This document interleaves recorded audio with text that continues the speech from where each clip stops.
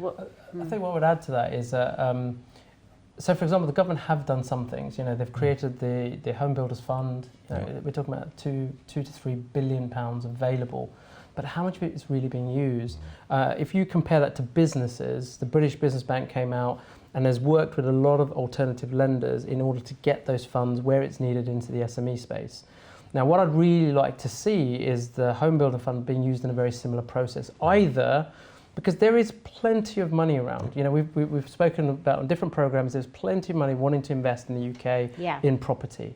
So what's the best way that this funds could be used? Now, I personally think what we want to see is it being used in the equity space to allow then debt lenders to come in and support on the larger basis. But what that does is you use the 3 billion and you can leverage that up to potentially 15 billion, 20 billion to then really create something and momentum. Because the thing with government organisations, they clearly have a goodwill, but on the other hand, it's how can it's lenders today, alternative lenders have the skill sets to appraise projects quickly, and they also see a number of projects come through.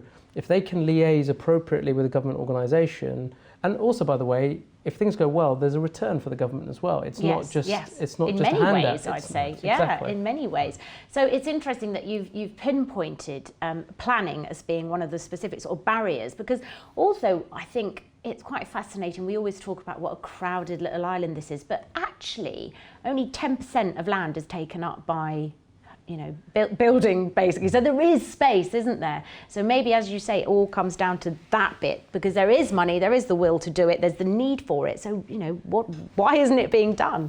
And also, to be honest, the other thing is clarity helps business planning and also financing. Yes. So, if, for example, we want more affordable housing, some of the legislation needs to come in and provide certainty so that... Yes, so that's going to be a good investment. It's going to be a good investment, but also it allows the market some time to react and for land prices to appropriately change, because the fundability of something, if there's no affordable housing on there versus whether there is affordable, is very, very different.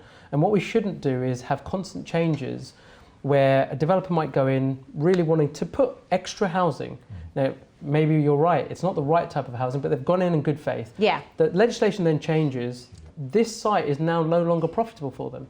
Potentially they could make a loss on it if they were to build it out as it is. Now, I don't think the legislation is meant to do that. And so, some thought needs to be given in terms of the progress and how it's actually rolled out. Yeah.